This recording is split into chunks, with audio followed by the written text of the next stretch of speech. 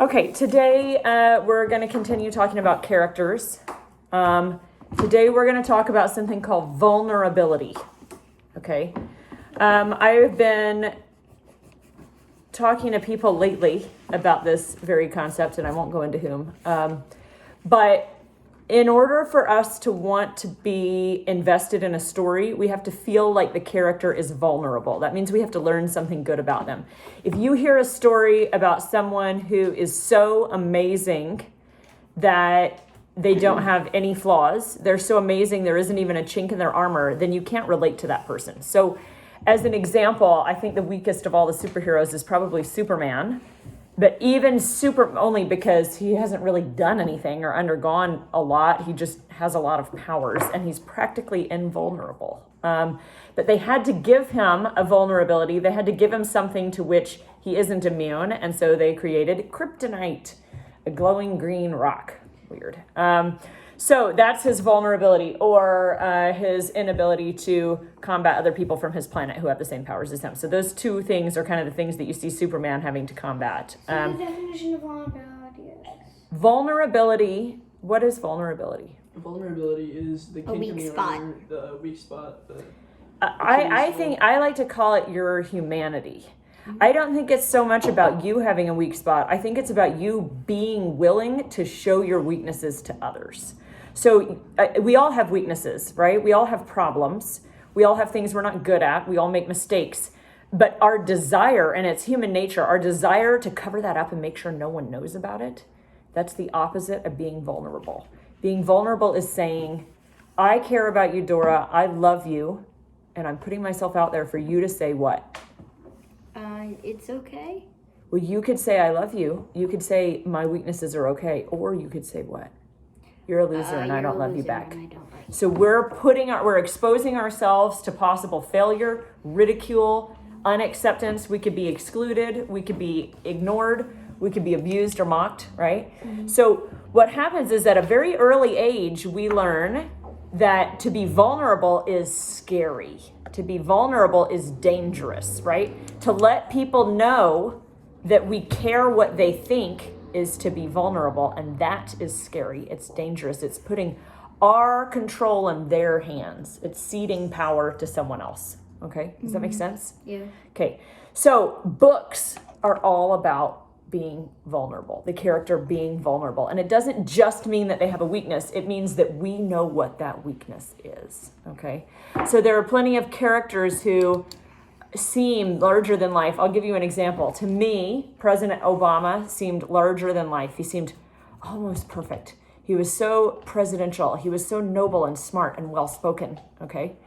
But if I were to read a book about him, would I want to read about how fabulous he was and how well-spoken and perfect and how hard he worked every day and how he never made any mistakes? No. No, I would want the book to tell me what he did wrong, what struggles he encountered, what he had to overcome. I would want to know about things that happened externally and the inner demons that he had to conquer. Otherwise, what am I going to learn from the book? Nothing. I'm not going to learn anything from it, right? And as we've already talked about at the beginning, when I talked about character on Monday, I said character is about us wanting to learn something from the story. We talked about stories and how humans have told stories since the early days. And when we listen to a story, we're trying to learn something ourselves, right?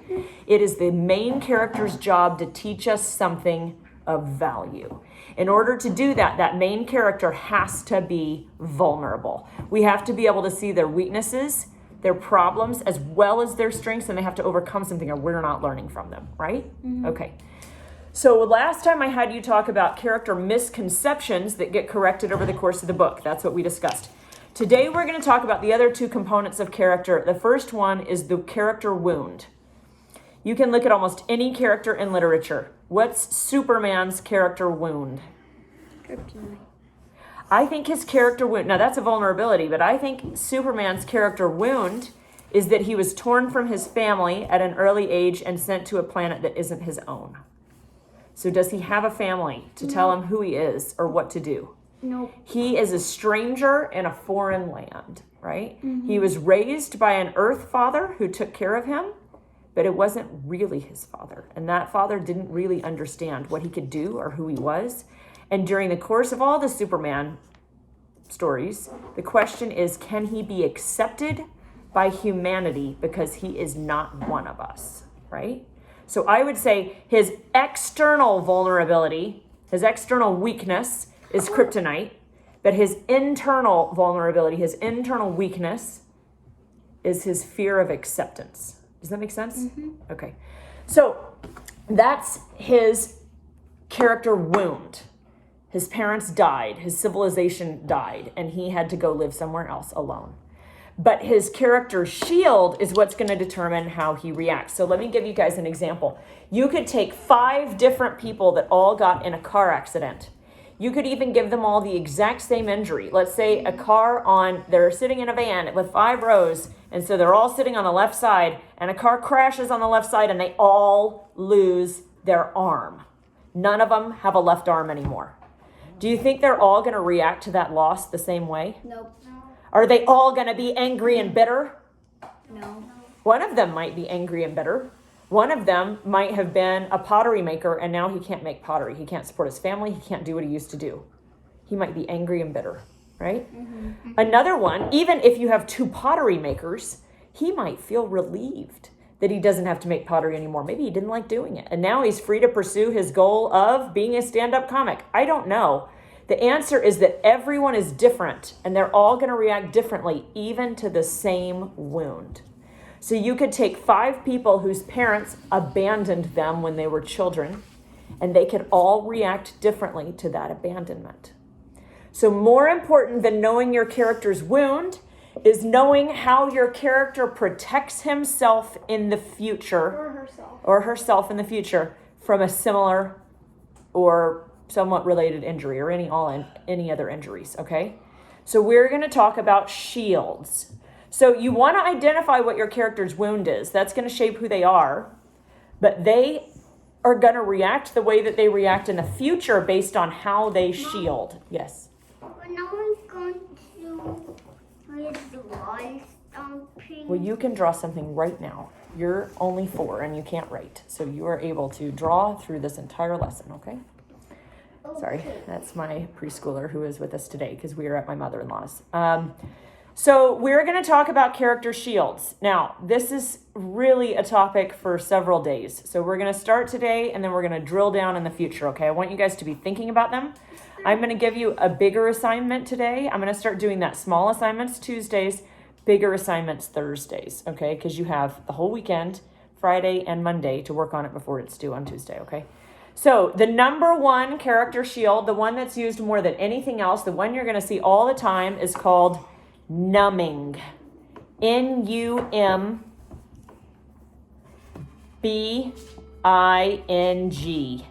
Numbing. Okay.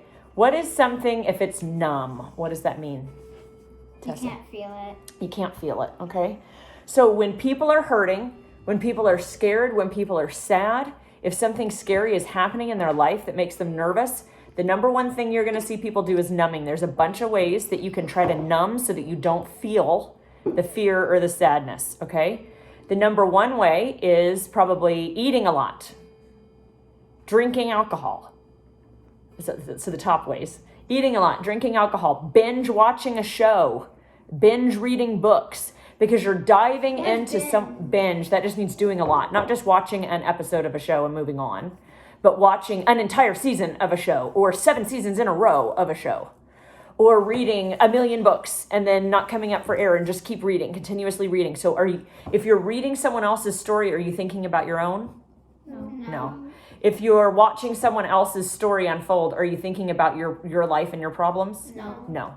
So you're doing something else so you don't have to think about it. Making a lot of jam. Yeah, making a ton of jam. You see that in Friends, right? That's what Monica does. She's upset about something, so she makes copious amounts of jam. What does copious mean? Overly. A lot, right? Copious amounts means a lot of something. Okay, you could also do a lot of shopping. A lot of people, you'll hear them say retail therapy, like I buy stuff and I feel better, okay? Eating chocolate, eating and cooking. All of those are numbing techniques. You see it all the time. You see someone say, I had a horrible, stressful day at work, so I bought $500 worth of stuff on Amazon. And now I can't pay my credit card bill and I've got another problem. Okay, so probably your best bet is a Netflix subscription there, folks. That's cheaper. All right. So numbing is a very, very common method. Okay. A lot of people employ numbing along with another shield because it is so common. Okay. Numbing is actually, I want you guys to bear in mind that these shields are actually fine. There's nothing wrong with them. It's not like if you're using a shielding technique, you're doing something bad and you need to be careful. That's not what I'm saying.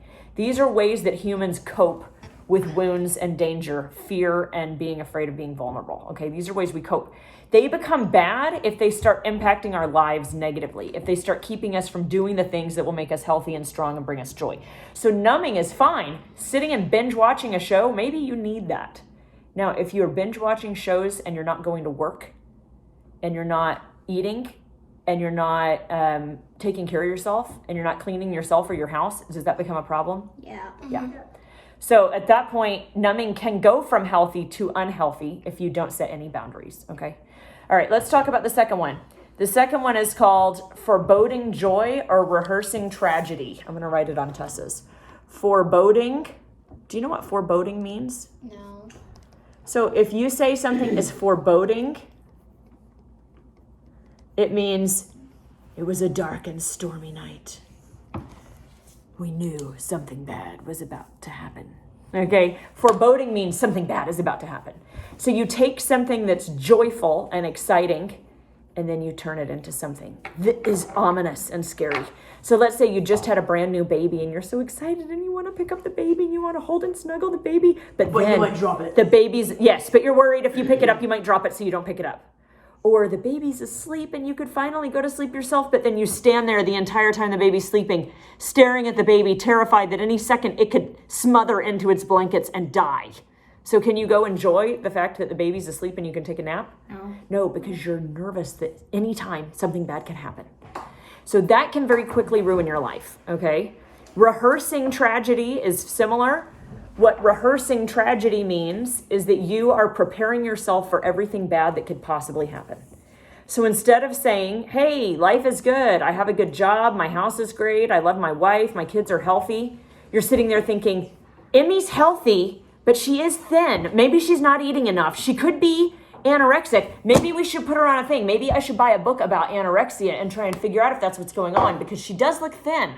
Okay. Just prepare for everything. You're constantly worried that something is wrong, that something bad is going to happen. And you think that if you prepare for every eventuality, you can protect yourself.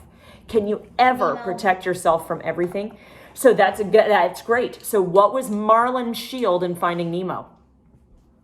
It was this one, right? It was foreboding joy, rehearsing tragedy, right? He would try to prepare himself for every single thing that could go wrong. So next to this one, Tessa, you could put a little note and say, like Marlin in Finding Nemo, right?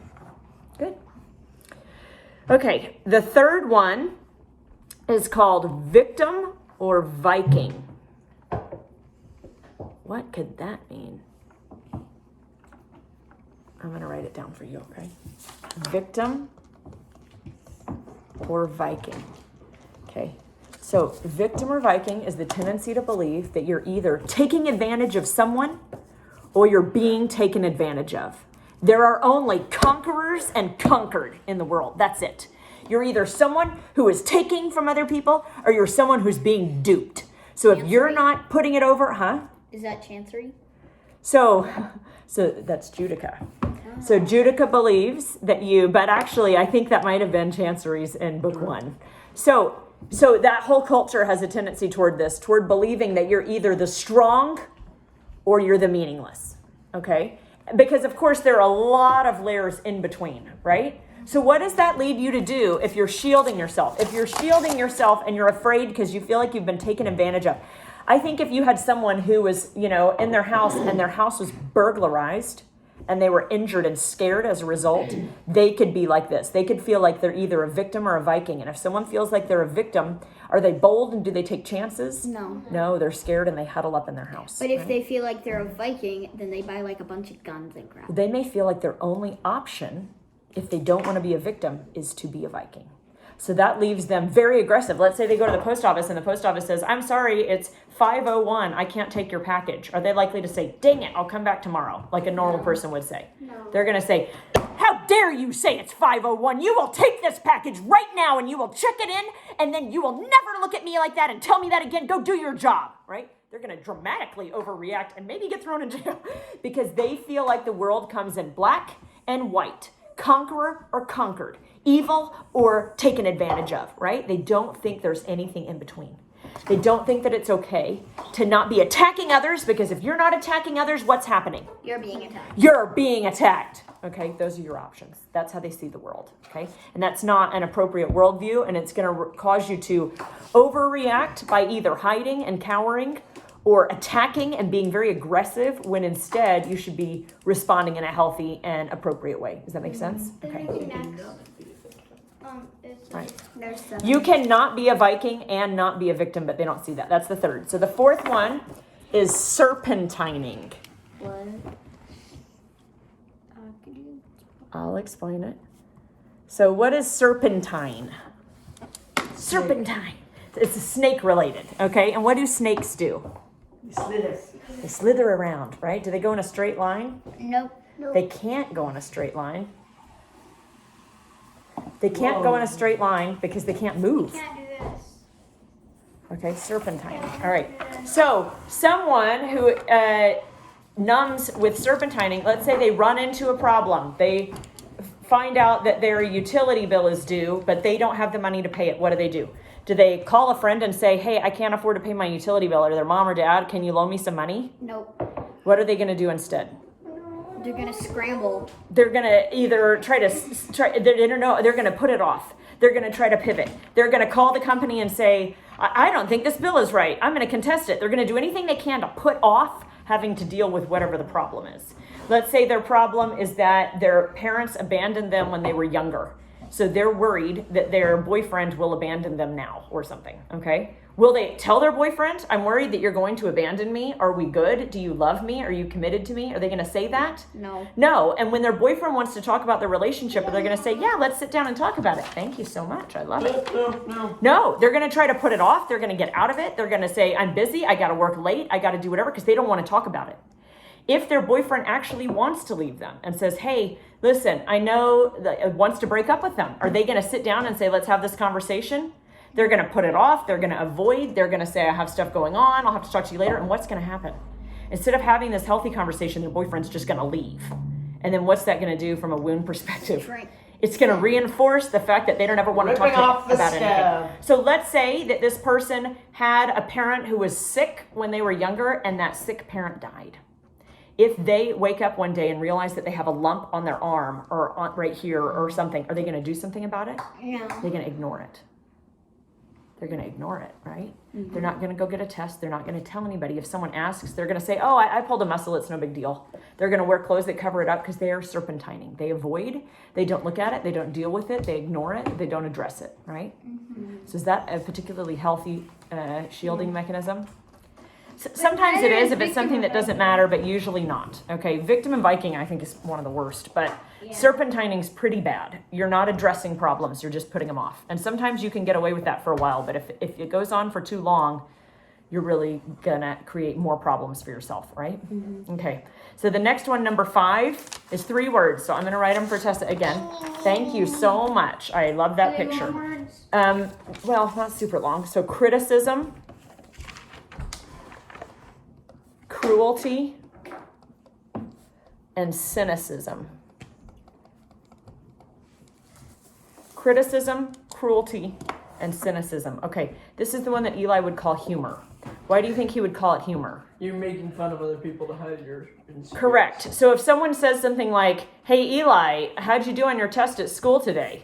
Eli might say something like, better than you did. Or like, you think I went to school today? You know, he might make a joke to try and distract. Cruelty, cynicism, okay. So they make fun of others, they criticize others, they make jokes, anything to avoid having to deal with whatever the issue is. These types of people are very, very hard to have relationship discussions with. I had a friend when I was in high school. She was actually my boss. And I was talking to her about her husband, who's hilarious. He's so funny. He was a comedian. And I said, man, being married to him must be like the best thing ever. And she said, actually, our marriage is in bad shape. It's really struggling because I cannot have a serious conversation with him. As soon as I try to sit down and talk to him about something that matters to me, he starts cracking jokes. And I don't know if it's a habit. I can tell you what it was. This is how he protected himself.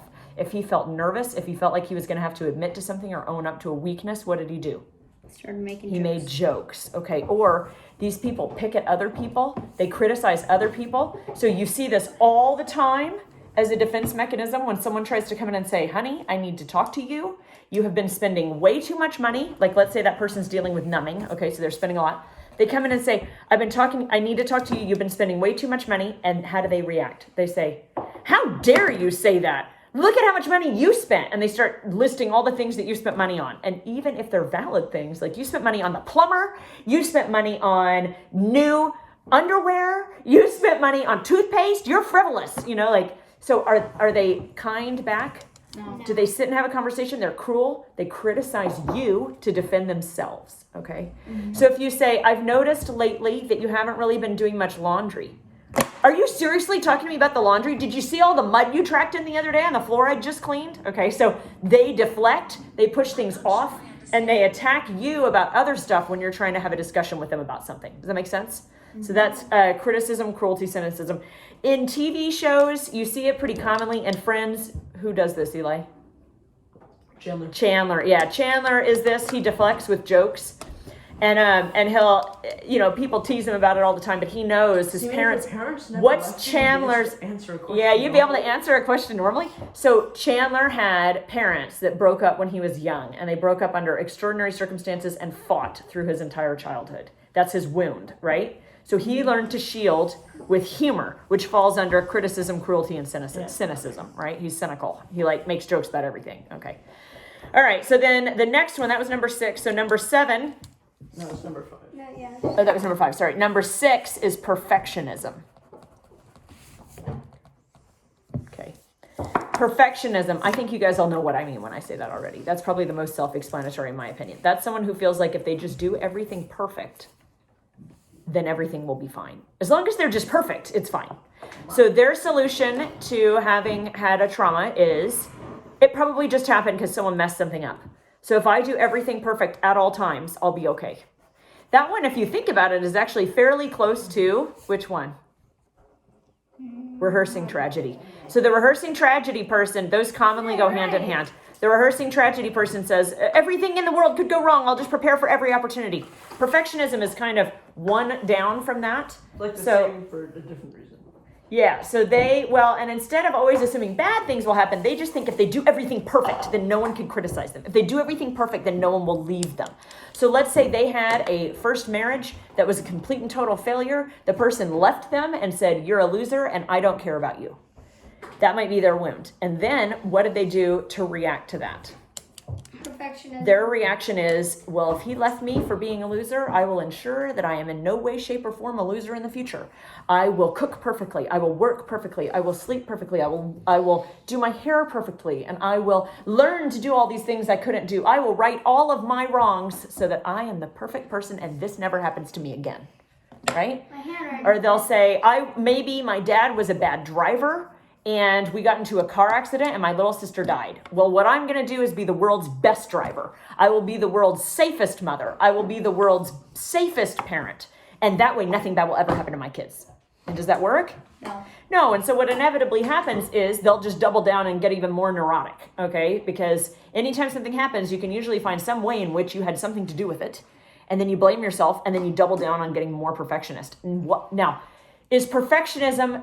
I actually think right along with numbing, it can be one of the healthier ones because you can always try to do things better and recognize what you can fix, but it does start to border on unhealthy when it gets obsessive, right? If you're obsessing about every little thing being perfect. If you hire a stalker to watch your kid and make sure nothing or you can't allow, so you could also, remember we said foreboding joy was Marlon. You could also list perfectionism under Marlon because Marlon wanted to make sure you followed every single rule and adhered to every safety guideline and you never did anything risky. That could also be perfectionism, right? Now, his was more rehearsing tragedy because he kept seeing the bad things that could happen. But if his idea was, if I keep everything perfect in my life, I'll never lose my job. Is that true? Sometimes the company goes under, or sometimes you just get laid off and it doesn't have to do with your job performance, right? Sometimes they just don't have enough money to There are things, that's right, there are things outside of our control. Even if we do everything perfect, things can still go wrong. And so that one can end up being unhealthy if it goes too far. And the last one we're going to talk about is called letting it all hang out. Is this a healthy one or a bad one? Well, this is Annoying. probably mine. If you had to say which one does mom do, I numb like everybody does with shopping or eating or cooking or watching TV shows or binge reading books, but I also let it all hang out a little too much. So this one comes in two forms, okay? I'm going to call one of them trial by fire. And the character on Friends that Eli and Dora will relate to who does this is Phoebe. She has a tendency within the first 2 minutes of meeting someone to talk about how her mother died. Or she was like her mom's pimp.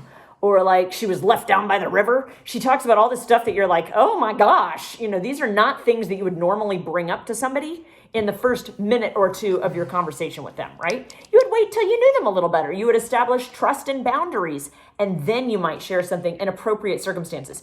What she's doing right there is trying to say, I have a history and I'm scared people won't love me for it. So I'm going to throw it all out there right now. And if they can't handle it, then they can leave. Right? So it would be equivalent to me the first time I ever meet somebody saying, by the way, I'm divorced. And also, you know, I'm a loud, obnoxious person and I'm going to put all this out there right now. And if you can't handle it, then leave.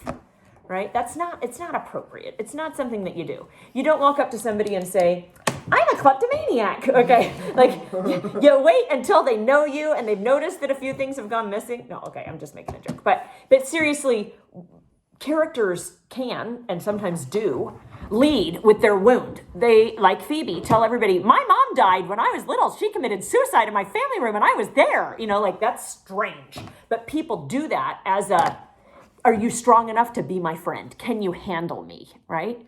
If it's not healthy and it's not normal, okay, usually you would not say that to someone that you don't know. The other version that I mentioned, the smash and grab. The smash and grab is someone who is, because of their wound, desperate for attention. And so they might walk into a room of total and complete strangers and say, I lost my job today, because they want people to come up and tell them that they're so sorry and oh no, woe is you. Which one is you? Oh, I'm definitely the trial by fire. I have a tendency to tell people things probably too early. What those people are also trying to do, by the way, is forge a bond of friendship that doesn't really exist based on the amount of time that you've been around each other, okay? So like, if you think about it, if you have someone that you've just barely met and you think, gosh, I want them to be my best friend, then you could tell them all your secrets and all your hopes and dreams right away. And then all of a sudden you feel this closeness to them that you wouldn't have felt if they didn't know every single thing about you, which they probably shouldn't know since you've known them for 45 minutes, right?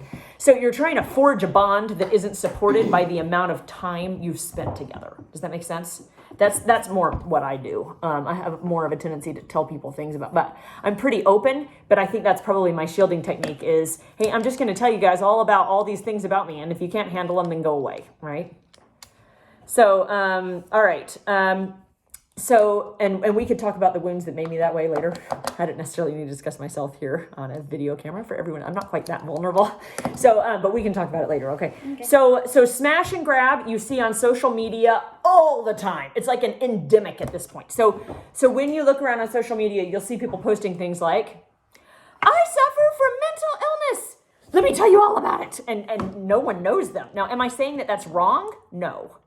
I'm not saying that it's wrong to be open about mental illness. That there's a difference between saying, I suffer from mental illness, normal people do. There's medication, it can help you, and trying to make it not have a stigma attached. That's different than saying, I was 4 years old when this awful, horrible thing, this trauma happened to me that maybe you don't share with every single person that you don't even know on social media. And so people have a tendency to then come in with 9 million comments. You're so brave. You're so wonderful. They're people you don't know. So you're getting support from a bunch of people you've never met who have nothing at risk, and you don't really have anything to gain because they're not really creating a support group. Okay. Mm-hmm. And if this thing that you said or did was too scary, you can just delete your account.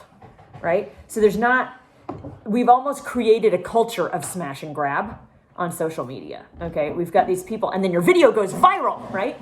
It's your video of you crying and bawling and sobbing about how your dog died, and then 9 million people you don't know tell you how hard that is, and they're so sorry for you. Well, I think one of the biggest problems with that is that what we need as humans in society is human connection. And what we're getting is likes and comments from people we don't know. Does that give us a long-term support system, a network of people who care about us, a group? No, it's not. It's as illusory and unsupportive as... I think that might have been from Cassidy and them, because I think Yeah, they're that was a connected. couple of saying they can come to the kitchen. Okay. All right. So we're going to go ahead and end it there. My assignment for my kids this week, the big assignment. Okay, everybody write down assignment. ASSIGN MENT ASSIGN MENT. Yes, okay, just write this. Okay, assignment. Okay. The assignment for the week, or for this lesson. All right, I'll help you in a minute, okay? Let's not get distracted, because right now we're still filming, okay? The assignment for the week, I want you guys to write a story. It doesn't have to be long. It could just be the beginning of a story. A page to 1 to 3 pages, okay? I want you guys to write an assignment. I want you guys to write a story with a main character. Before you write the story, I want you to say, this is my character's wound, and then I want you to pick a shielding technique. And I want you to show me. You don't have to show his wound, but you have to show how he's shielding. It doesn't even have to be related to that wound. So you could say, before you write it, you could say, my character's name is Bob. His wound was that his dog was his best friend. He didn't have any siblings, and his dog died when he was 6 years old. And he was never able to recover from that. And as a result, now his shield is rehearsing tragedy. So his parents kept trying to get him new pets, and he kept saying no because he kept thinking about how they might die. And so my story picks up where his mom has bought him a new puppy. And how does he freak out? He could go several different ways, but you've already set up what his shield is. Well, you've set up a shield, right? You know his shield is rehearsing tragedy or foreboding joy. So he's going to go one of 2 ways. He's going to be so afraid that something bad will happen that he'll refuse to keep the dog and make his mom give it back.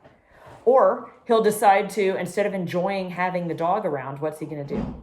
He's going to set up every possible thing he could to keep the dog safe and make sure it's fine and be on some kind of wacky routine. And at the end, you don't have to make something like this happen at the end of the story, because it doesn't have to be that long. I just want you guys to set it up. I want you guys to set up for me a character and know what his wound is, and then write about how he's shielding. So you're going to have something happen that will require him to shield, right? It doesn't have to be related to the original wound, like a dog and he gets a new dog. It doesn't have to be that obvious. It could be he lost his dog, and now he's gotten a big part in a play, and he's super nervous about it. And the way that he shields is to think of everything that could go wrong. So instead of just memorizing his lines, he's memorizing his lines in the front yard. He's memorizing his lines at church. He's memorizing practicing them everywhere, because you never know what distraction might come up. He's making his mom hit him in the head with tennis balls while he's trying to say his lines so he doesn't forget them. Okay, or whatever. I don't know. But those would all be examples of how someone might shield after having gone through something bad, and their shield technique is rehearsing tragedy or foreboding joy. Does that make sense? Yeah, she's Okay. kind of terrible mom. Like, hit me in the head with that. Okay, I'm just making stuff up. You guys understand what I'm saying, right? All right. So it needs to be 1 to 3 pages long. That means Emmy and Tessa, how long is yours going to be? 1 to 3 pages long. 1 page is fine. Okay. So if you're on the younger end, 1 page is fine. Eli and Dora, I expect a little more out of you guys. Okay. Okay. Couple of Alright, pages. plain. Okay. So I just want you guys to identify a character. You don't have to do the misconception at this point, because you need that for the whole book, but you need to know his wound and how he'd shield. Okay?